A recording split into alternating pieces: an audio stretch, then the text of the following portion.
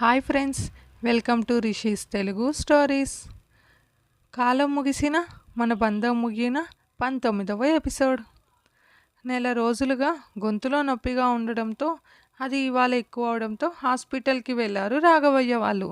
అన్నీ చెక్ చేసి టెస్ట్ చేసి రిపోర్ట్స్ రావడానికి 3 days అవుతుంది అనడంతో మెడిసిన్స్తో ఇంటికి వచ్చారు. 4వ రోజు హాస్పిటల్లో రాఘవయ్యకు క్యాన్సర్ అని తెలిసి డీటెయిల్స్ తెలుసుకొని బాధగా ఇంటికొచ్చారు అశోక్. మధు కాలేజ్ నుంచి వచ్చి అందరూ బాధలో ఉండడం చూసి ఏమైందంటూ విషయం తెలుసుకుంది. రాఘవయ్యను చూసింది. ముందుటికి ఈ నెల రోజులకి చాలా తగ్గారు.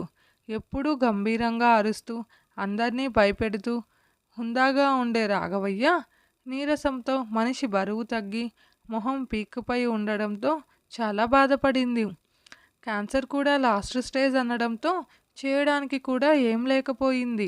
వెంటనే అశోక్ లేట్ చేయకుండా చెన్నై క్యాన్సర్ హాస్పిటల్లో అపాయింట్మెంట్ తీసుకున్నారు. పిల్లలు విషయం తెలిసి బాధలో మునిగిపోయారు.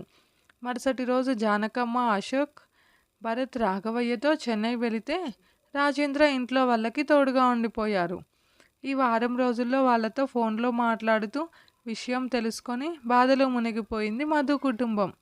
ప్లీజ్ అఖిల్, రోజు ఇలా నన్ను విసిగించకు అంది మధు కోపంగా. అరే, నేనేం విసిగిస్తున్నా? మాట్లాడడం కూడా తప్పేనా అన్నాడు అఖిల్. నాకు మాట్లాడడం ఇష్టం లేనప్పుడు అది తెలిసి ఇలా రావడం విసిగించినట్లే కదా అంది మధు చిరాకుగా. ఓకే ఓకే, నేను మీతో మిస్బిహేవ్ చేశానా అన్నాడు అఖిల్. లేదు అంది మధు. నన్ను లవ్ చేయమని ఫోర్స్ కూడా చేయలేదుగా, ఫ్రెండ్గా మాట్లాడుతున్నా అంతే కదా అన్నాడు అఖిల్. దాంతో మధు ఆలోచనలలో పడింది. చూడు మధు, నా లవ్ ఎక్స్ప్రెస్ చేశా. అది నీ ఇష్టం, లవ్ చేస్తావో చేయవో. బట్ నేను నీకోసం ఎన్ని ఇయర్స్ అయినా ఎదురు చూస్తా. ఎందుకు అని అడగకు. ఆల్రెడీ చెప్పాను, ఇప్పుడు చెబుతున్నా.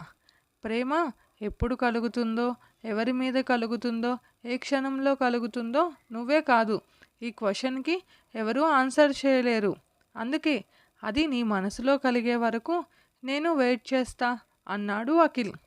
అదంతా జరగని పని అఖిల్, చెప్పానుగా, ఇక వదిలే అని అంది మధు. ఫ్యామిలీ తొక్క తోటకూర అని చెప్పకు మధు.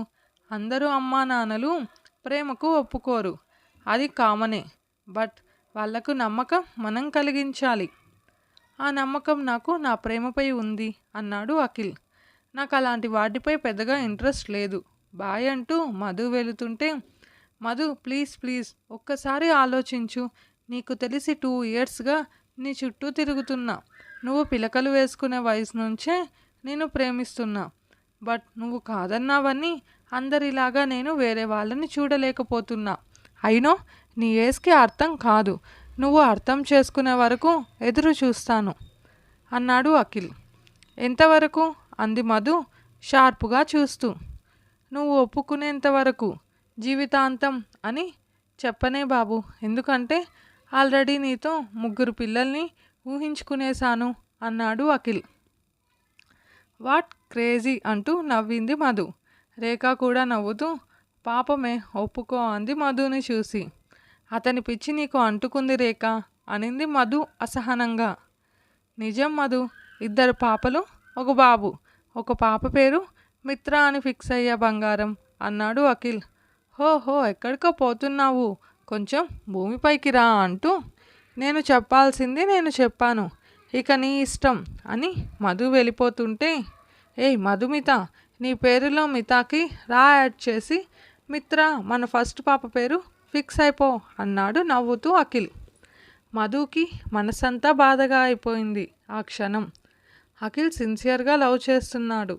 పాపం ఇది జరగని పని అని చెబుతున్నా వినడు. హుఫ్, నాకు ఈ లవ్లు సెట్ కావు. లవ్ చేసి ఇంట్లో ఒప్పుకోకపోతే ఏడ్చి గొడవలు పడి ఇవన్నీ మనకు వద్దు. హ్యాపీగా ఇంట్లో వాళ్ళు చెప్పినట్టు వినాలి అని ఇంటికి వచ్చిన మధు తాతయ్యని చూసి ఆ విషయాలన్నీ వదిలేసింది.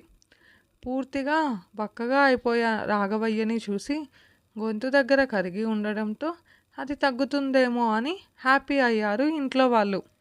బట్ అది లంగ్స్లోకి చేరి నీళ్లు కూడా తాగలేని పరిస్థితి అయిపోయింది రాఘవయ్య గారిది. హాస్పిటల్కి వెళితే ఫుడ్ తీసుకోకపోవడంతో ముక్కులో నుంచి పైప్ పెట్టి ఫుడ్ అంతా అలానే పంపివ్వాలి అని చెప్పి 2 డేస్ తర్వాత ఇంటికి తీసుకొచ్చారు. రాఘవయ్య గారిని అలా చూసి వస్తున్న ఏడుపుని దిగమింగుకుంటూ కాలేజ్కి వెళ్ళేది మధు. మార్నింగ్ లేట్ లేస్తే కొట్టడం, సండే రిమోట్ కోసం గొడవ, ఒక పక్క పిల్లలు ఇంకో పక్క రాఘవయ్య కొట్లాడడం, బలవంతంగా ఇంట్లో పని చేయించడం. ఎప్పుడైనా నాన్న బాబాయ్ వాళ్ళు డ్రింక్ చేస్తే వాళ్ళని కూడా పిల్లలలాగానే ఇల్లంతా తిప్పి తిప్పి కొట్టడం గుర్తు చేసుకొని బాధగా కాలేజ్కి వెళ్ళింది. క్లాస్కి వెళ్ళే ఇంట్రెస్ట్ లేక బయట ఉండిపోయింది మధు. రేఖ అడగడంతో విషయం చెప్పి ఏడ్చేసింది. అఖిల్ వచ్చి మధుని చూసి ఏమైంది అంటూ కంగారుగా అడగడంతో రేఖ విషయం చెప్పింది. రేఖ అఖిల్ ఇద్దరూ మాటలు చెప్పడంతో కొంతసేపటికి నార్మల్ అయ్యింది. అఖిల్ చేసే అల్లరి పనులు సరదా మాటలతో ఇంట్లో బాధపడినా ఆ కాసేపు కాలేజీలో ఆ బాధని మరిచేది. అఖిల్ నవ్వుతూ మాట్లాడుతున్నా ఏ రోజు తన లిమిట్స్ క్రాస్ చేయలేదు మధు. అఖిల్ క్లోజ్ అవ్వాలని చూసినా అక్కడికే ఫ్రెండ్షిప్ అనే లైన్ వరకే ఆపేసింది. మరో 2 రోజులలో రాఘవయ్య గారికి సీరియస్ అవ్వడంతో మధుకి నీ కళ్ళ ముందే పెళ్లి చేసేద్దామనింది జానకమ్మ. ఆ మాట వినగానే మధు నెత్తిన పెద్ద బండరాయి పడినట్టు అయింది. తన వయసు 17 సంవత్సరాలు. అప్పుడే పెళ్ళేంటి తనకు? తన ప్రాణంలా చూసుకునే నానమ్మ ఇలా ఎలా మాట్లాడుతుంది? నా అభిప్రాయం అక్కర్లేదు సరే, నా వయసు కూడా అక్కర్లేదా అనిపించింది ఆ క్షణం మధుకి. ఆడపిల్లలని ఎంత ప్రాణంగా పెంచుకుంటారో అంతే త్వరగా ఆడపిల్ల అనే బరువు దించుకోవాలని చూస్తారు అని అర్థమయ్యింది మధుకి. వద్దు, నా ప్రాణం కోసం చదువు అనుకునే బిడ్డకి పెళ్లి చేయవద్దు అని తాతయ్య అనడంతో మధు కళ్ళల్లో నీళ్లు చేరిపోయింది. ఆయన స్వార్థం లేకుండా తన గురించి ఆలోచించడంతో తన మనసులో ఎంతో ఎత్తైన స్థాయిలో నిలిచాడు. ఆయనపై గౌరవం 100 రెట్లు పెరిగింది. ముసల్దాన్ని నోటికి వచ్చిన బూతులన్నీ తిట్టుకుంది మధు. మరుసటి రోజు విషయం రేఖ అఖిల్కు చెప్పగా, అమ్మా, మీ నానమ్మ అలా సడన్ డెసిషన్స్ తీసుకుంటే నేనేమైపోవాలి? చూడు మధు, ఒకవేళ పెళ్లి మ్యాటర్ వస్తే నా పేరు చెప్పేయి అన్నాడు అఖిల్. నీకప్పుడు చెప్తున్నా ఇప్పుడు చెప్తున్నా అఖిల్, నీపై నాకు ప్రేమ లేదు. ఏదో ఫ్రెండ్వి అని ఇలా ఉంటే ఇది ప్రేమ అయిపోతుందా? లవ్ లవ్ అంటూ అమ్మాయిల వెనక తిరిగితే సరిపోదు. ఆ అమ్మాయి మనసేంటో తెలుసుకో అంటూ నా బర్త్డేకి ఫ్లవర్స్ ఇస్తే అర్థం చేసుకున్నావు అనుకున్నా, బట్ నువ్వు అర్థం చేసుకోలేదు అంది మధు. చూడు మధు, ఆ ఫ్లవర్స్ నాకు ఇష్టమైన వైట్ పింక్ కలర్, అది నా ప్రేమకి గుర్తుగా ఇచ్చాను. ఆ ఫ్లవర్స్లో నిన్ను అర్థం చేసుకునేంత ఏముంది అన్నాడు అఖిల్ అయోమయంగా. వైట్ పింక్ ఆఫ్టర్నూన్ అదేనా అనింది మధు ఆలోచిస్తూ. హా అన్నాడు అఖిల్. మరి రెడ్ రోజెస్ ఎవరిచ్చారు అనుకుంటూ ఏం మాట్లాడకుండా నీపై నాకు ఎలాంటి ఫీలింగ్స్ లేవు బాయ్ అంటూ రేఖని అఖిల్ని ఇద్దరిని పట్టించుకోకుండా వెళ్ళిపోయింది మధు. మధు ఇంటికి వెళ్ళేటప్పటికీ మేనత్త కావేరి ఉండడంతో నవ్వుతూ పలకరించింది. మామయ్య శేఖర్ని కూడా పలకరించి కావ్య వాళ్ళని చూసి చిన్న స్మైల్ ఇచ్చి వెళ్ళిపోయింది. తండ్రికి విషయం సీరియస్ అవ్వడంతో కావేరి అక్కడే ఉండిపోయింది తండ్రి కోసం. పిల్లలకు హాలిడేస్ అవ్వడంతో పిల్లలు కూడా ఇంట్లోనే ఉండిపోయారు. తాతయ్యని చూడడానికి కిరణ్ అప్పుడప్పుడు వచ్చినా మధు పైనే ఉండడంతో తనని చూశాడు కానీ మాట్లాడకుండా వెళ్ళిపోయాడు. మధు మాత్రం ఇంట్లో వాళ్ళతో తన ఆనందం బాధ అంటూ ఉండిపోయింది. 2 రోజుల తర్వాత రాత్రి రాఘవయ్య గారికి ఊపిరి తీసుకోవడం కష్టమైపోయింది. అందరికీ అర్థమైపోయింది అదే ఆయన ఆఖరి క్షణాలు అని. అందరూ బాధతో ఏడుస్తూ ఆయన చుట్టూ చేరిపోయారు. హాస్పిటల్కి వెళుదామంటే తాతయ్య మొండిగా రాను అంటూ తల అడ్డంగా ఊపేశారు.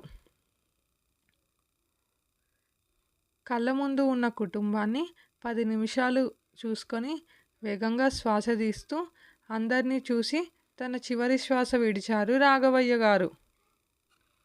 అందరూ పెద్దగా ఏడ్చేశారు ఒక్కసారిగా. నానమ్మ, నాన్న, బాబాయిలు, పిన్నీలు, అత్త పిల్లలు అందరూ ఏడుస్తూ ఒకరినొకరు పట్టుకొని బాధపడ్డారు. కొంచెం సేపటికి పెద్దవాళ్ళందరూ మిగిలిన బంధువులందరికీ ఫోన్లు చేసి విషయం చెప్పారు. మిడ్‌నైట్ కావడంతో బాబాయిల ఫ్రెండ్స్ అందరూ వచ్చారు సహాయానికి. అందరూ తలో చెయ్యి వేసి రాఘవయ్యని హాల్లో తీసుకొచ్చి పెట్టారు. మధు జానకమ్మని వదలకుండా పట్టుకొని ఏడుస్తుంటే గంట తర్వాత వచ్చిన కిరణ్కి రాఘవయ్య గారిని చూసి చెప్పలేని బాధపడ్డాడు. తెల్లవారుజామున అవడంతో బంధువులందరూ రావడం మొదలుపెట్టారు. విషయం తెలిసిన రేఖ అఖిల్ని తీసుకొని అక్కడికి వెళ్ళింది. మధు ఫ్రెండ్ దివ్య కూడా వచ్చి చివరి వరకు ఉనింది. ఆ రోజు సాయంకాలానికి జరగాల్సిన కార్యక్రమాలన్నీ జరిపించేశారు. ఇదే ఫ్రెండ్స్ ఈరోజుటి ఎపిసోడ్. మీకు స్టోరీ నచ్చితే లైక్ చేయండి, ఫాలో చేయండి. ప్లీజ్ మన ఛానల్ని సబ్స్క్రైబ్ చేసుకోండి ఫ్రెండ్స్. Thank you.